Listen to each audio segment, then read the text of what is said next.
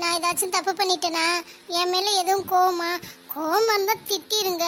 அதுக்காக இப்படி பேசாமலாம் இருக்காதீங்க. இந்த வீட்டுல நீங்க தானே என்கிட்ட நல்லா பேசுறீங்க. இப்ப நீங்களே இப்படி பேசாம இருந்தா நான் என்ன பண்றது? நான் என்னதான் பண்ணேன்? அப்படிலாம் ஒண்ணும் இல்லம்மா, நல்லா தான் பேசுறேன். இப்ப கூட பாருங்க, பிடிக்காத மாதிரியே பேசுறீங்க. என் மேல கோவமா? ஆமா, உன் மேல கோவம்தான். என்னங்கத்த சொல்றீங்க? என் மேல கோவமா? என்ன கோவம்? நான் என்ன பண்ணேன்? நான் தான் ஒண்ணுமே பண்ணலையே. நீ என்ன எதையுமே என்கிட்ட சொல்ல மாட்டேங்கிற. இந்த அத்தையை மறந்துட்ட, அதனாலதான் நான் கோவமா இருக்கேன். நான் உங்ககிட்ட இருந்து மறைச்சனா? அப்படி மறைக்கிறதுக்கு என்ன இருக்கு? எல்லாத்தையும் நான் உங்ககிட்ட சொல்றதே. நான் அப்பெல்லாம் எதுவும் மறைக்கல. விடுமா, நீ இதே மறைக்கிற, அதனாலதான் அத்தை கோவமா இருக்கேன். நீ என்கிட்ட எல்லாம் பேச வேணாம். சாப்பாடு செஞ்சு வச்சிருக்கேன், சாப்பிடு. இல்ல, நீங்க இப்ப எதுக்கு என் மேல கோவமா இருக்கீங்கன்னு தெரியாம நான் சாப்பிட மாட்டேன். என்னங்க நீ இப்ப அம்மா எதுக்கு கோவமா இருக்காங்கன்னு தெரியணும், அவ்வளவுதானே? என்ன கௌதம், உனக்கு தெரியுமா ஏன் கோவமா இருக்காங்க? நீயே சொல்லு. நான் அப்படி என்னத்த மறைச்சேன்? மறைக்கிற அளவுக்கு என்கிட்ட ஒண்ணும் இல்லையே. அண்ணி, அம்மா நேத்து நடந்த விஷயத்த கேக்குறாங்க. நேத்தா? நேத்து என்ன நடந்துச்சு? நம்மளாம் உட்காந்து பேசிட்டு தானே இருந்தோம் கௌதம். நம்ம பேசிட்டு இருந்தோம், ஓகே. அண்ணன் வந்து ஒரு விஷயம் பண்ணாரு, அத பத்தி தான் அம்மா சொல்லிட்டு இருக்காங்க. அத்தை, நீங்க அத பத்தியே கேட்டீங்க? ஆமாங்க அண்ணி, அத பத்தியே தான். ஆனா அத அத்தை கிட்ட சொன்னது யாரு? கௌதம், நீ பார்த்த வேலைதானா? ஆமா, உடனே வந்து அம்மா கிட்ட சொல்லிட்டேன். நீங்க வந்து அம்மா கிட்ட சொல்லுவீங்கன்னு அவங்க ரொம்ப எதிர்பார்த்தாங்க. நீங்க வந்து சொல்லவே இல்லையா, அதான் இந்த கோவம். அச்சா அத்தை, சொல்லக்கூடாதுன்னா இல்ல, ஏதோ இதுல சொல்லல, சாரி. நான் சொன்னிருந்தா சந்தோஷப்பட்டிருப்பல்லம்மா. கௌதம் சொன்னோன்னு எனக்கு எவ்வளவு சந்தோஷமா இருந்துச்சுன்னு தெரியுமா?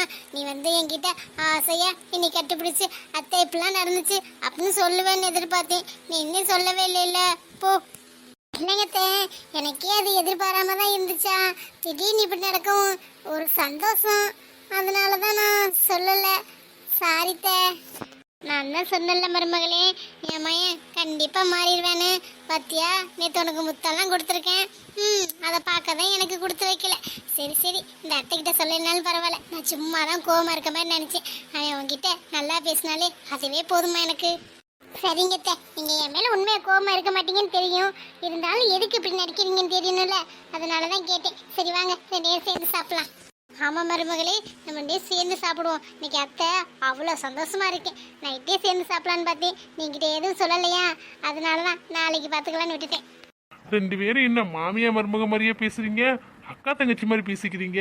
அம்மா, நீ ரொம்ப ஓவரா பண்ற. மாமியார் வேலையை கட்டுறது இல்ல. அடே சும்மாடா, நாங்களே ஒத்துமையா இருந்தாலும் நீ பிரிச்சு விட்டுருவ போலயே. ஆமா, இப்படி இருக்கிறத பார்த்தா நல்லா இல்லையே.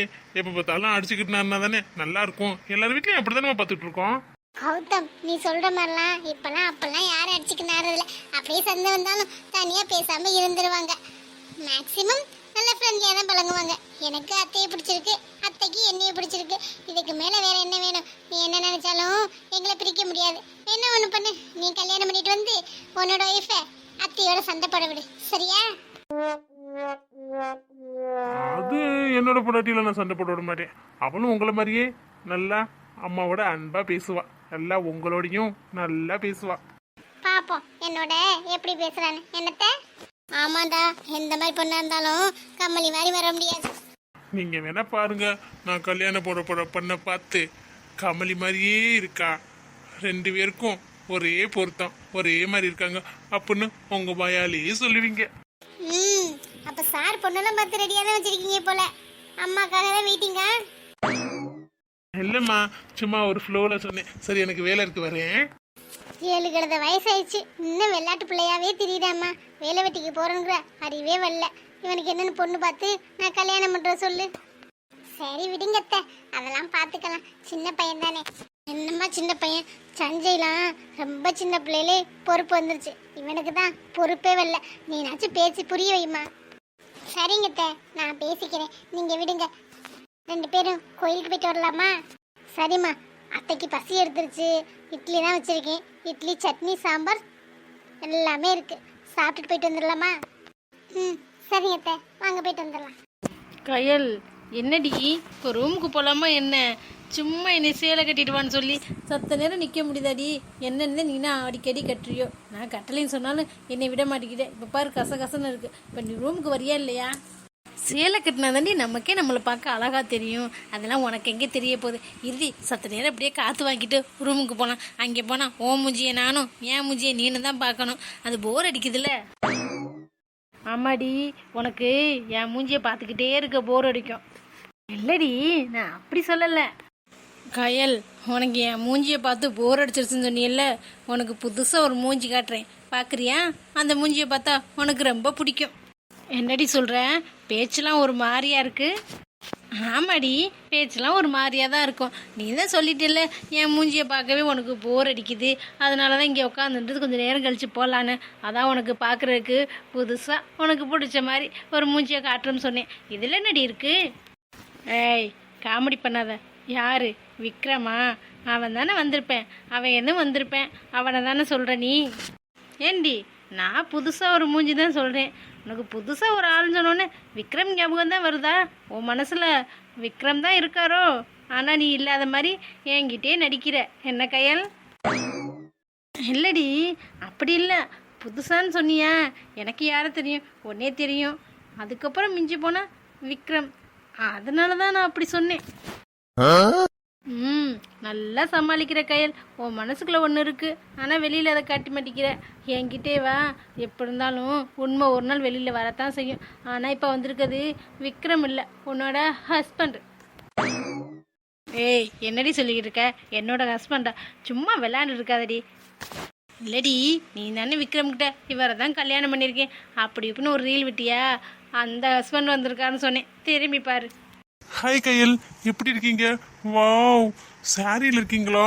சூப்பராக இருக்கீங்க. சாரியில் இருக்கேன்னு சொல்லியிருந்தா நானும் வேஸ்ட்டு சட்டை போட்டு வந்திருப்பேன். 2 பேரும் ஜோடியாக போய் சாமியை கும்பிட்டுட்டு அப்படியே படத்துக்கு போயிட்டு சாப்பிட்டு அழகுல வந்திருக்கலாம். முன்னமே இதெல்லாம் சொல்ல மாட்டீங்களா? உங்கள்கிட்ட தான் நம்பர் கொடுத்துட்டு போனல, நீங்கள் கால் பண்ணுவீங்கன்னு இருந்தால் நீங்கள் கால் பண்ணவே இல்லை. நான் மெசேஜ் பண்ணாலும் அதை நீங்கள் பார்க்க கூட இல்லை. என்னங்க இப்படி இருக்கீங்க? ஹலோ பிரதர், உங்களுக்கு வேற வேலை வெட்டிலாம் இல்லையா? எப்போ பார்த்தாலும் நாங்கள் போகிற இடத்துக்குலாம் வந்துக்கிட்டே இருக்கீங்க. இல்லைங்க சிஸ்டர், வேலை வெட்டிலாம் பார்த்துக்கலாம். எனக்காக ஒரு பொண்ணு என்னை கல்யாணம் பண்ணிட்ட மாரி சொல்லிக்கிட்டுறா. அவளை விட்டுட்டு நான் வேலைக்கு போக முடியும்? வேலையா முக்கியம்? என்னோட செல்லம் கையல் தானே முக்கியம். என்ன கையல், நான் சொல்றது கரெக்டு தானே? என்னடி இவன் இப்படி இறங்கிட்டேன்? தெரியாதனமா இவனை கையை காமிச்சிட்டேன். அனுபவி ராசாத்தி, அனுபவி. என்ன கையல், உனக்காக நான் வந்திருக்கேன். என்கிட்ட எப்படி இருக்கீங்க, என்ன பண்றீங்கன்னு பேசக்கூட இல்லாம இப்படி திரும்பிக்கிற மூஞ்சிய. முதல்ல என் பேர் என்னன்னு கேட்டியா நீ? உங்க பேரை கேட்டு நான் என்ன பண்ண போறேன்? கூப்பிடுறதுக்கு தான். ஓ, புருஷனோட பேரை சொல்லக்கூடாதுன்னு என் பேரையே கேட்காம வச்சிருக்கியா? பரவாயில்ல, இந்த காலத்துலயும் இப்படி ஒரு பொண்ணு எனக்கு கிடைச்சிருக்கு. எனக்கு ரொம்ப சந்தோஷமா இருக்கு. இவ்வளவு நாள் வெயிட் பண்ணதுக்கு தேவதை மாதிரி ஒரு பொண்ணு. அப்பாடா, இது போது எனக்கு. இவன் என்ன இப்படி இறங்கிட்டேன்? விட்டா பொய்யா சொன்னத உண்மையாக்காம விட மாட்டான் போலயே. பாவங்காய, தெரியாம ஒரு பொய்ய சொல்லிட்டு அவ படுற பாடு இருக்கு. அதுக்கு அந்த விக்ரமே தேவலை.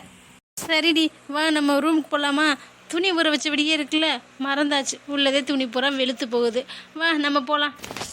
என்னங்க, துணி வெளுத்து போனா போட்டோம், நான் வாங்கி தரேன். ஊரட்டு விடுங்க, இல்லைன்னா உங்க ஃப்ரெண்டை போய் துவைக்க சொல்லுங்க. ஹலோ பிரதர், நான் என்ன உங்களுக்கு எடுபடியா? என்னைய போய் துவைக்க சொல்கிறீங்க?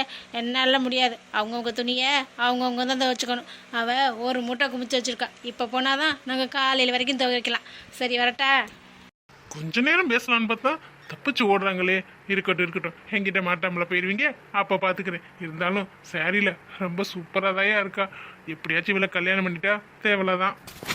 இவளே வந்து மாட்டுறா, இவளை நம்ம விட முடியுமா? இவ ஒரு சொன்ன ஒரு பொய் நமக்கு போதும். அதை வச்சு இவளை கரெக்ட் பண்ணி கல்யாணம் பண்ணி செட்டில் ஆக வேண்டியதான். எங்க பிரியாவை இன்னைக்கும் காணோம். நேற்று தான் வரல. சரி, உடம்பு கிடம்பு சரியில்லாமல் போயிருக்கும். இன்னைக்கு வந்துடுவான்னு பார்த்தா இன்னைக்கும் ஆளை காணுமே. என்னன்னு தெரியலையே. பேசாம வீட்டுக்கே போய் பார்த்துட்டு வந்துருவோமா? வேணாம், வீட்டில் யாராச்சும் ஏதாச்சும் தப்பாக நினைப்பாங்க. ஏற்கனவே பிரியாவுக்கு 1008 பிரச்சனை இருக்கு. இதில் நம்மளால பிரச்சனை வர வேணாம். இல்லைன்னா எப்பவும் ஒரு கோயிலில் உட்காந்து அழுவாளே, அங்கே தான் உட்காந்து அழுகிறாளோ இருக்கும். அங்கே போய் பார்த்துட்டு வந்துடுவோம். என்ன மச்சான், வலி மேலே விழி வச்சு காத்துக்கிட்டு இருக்க மாதிரி இருக்கு. நேற்றுலேருந்து நீ சரியில்லைடா. அச்சோ மச்சான், அப்படிலாம் ஒன்றும் இல்லடா. நீ எங்கிட்ட கிளம்பிட்ட? சும்மா தான்டா, வீடு வரைக்கும் போயிட்டு வந்துடுறேன்.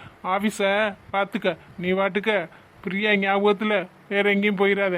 பிரியா நாளைக்கு தான் வருவாங்களாம், லீவு சொல்லிட்டாங்க. என்னடா சொல்ற? லீவு சொல்லிட்டாங்களா? என்கிட்ட சொல்லவே இல்லை. யார்கிட்ட சொன்னா என்னடா? லீவ் சொன்னா ஓகே தானே? உனக்கு என்னமோ பர்சனலா சொல்லணும் போலயே. மச்சான், என்கிட்ட சொல்லியிருக்கலாம்ல, நான் வெயிட் பண்ணியிருக்க மாட்டேன்ல, அதான். தெரியுது, நீ வெயிட் பண்ற பார்க்கும்போதே தெரியுது. போடா போய் வேலையை பாரு, நான் அப்படியே வீட்டுக்கு போயிட்டு வந்துடுறேன். இந்த நேரத்துலலாம் நீங்க வீட்டுக்கு போக மாட்டீங்களே, இப்போ என்ன புதுசா இருக்கு? சாரோட நடவடிக்கையே சரியில்லையே.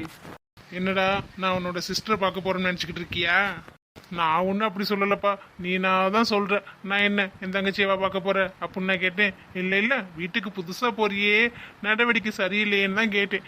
நீனா வந்து உன் சிஸ்டரை பார்க்க போறேன் அப்படிங்கிற, அப்போ சிஸ்டர் தான் பார்க்க போற. இல்லை மச்சான், சும்மா தான் வீட்டுக்கு போகணும் போல தோணுச்சு. வீட்டை போய் பார்த்துட்டு வந்துடுறேன். ஆமாம் ஆமாம் சஞ்சய், வீட்டை போய் பார்த்துட்டு வந்துரு. ஏன்னா எவனும் வீட்டை தூக்கிட்டு போயிடாம பத்திரமா இருக்கான்னு பார்த்துட்டு வந்துரு, சரியா? போடா, அப்படியே நின்றுட்டே இருக்க. என்னை மட்டும் ஓட்ட தெரியுது, நீ இப்போ எதுக்கு வீட்டுக்கு போறியா?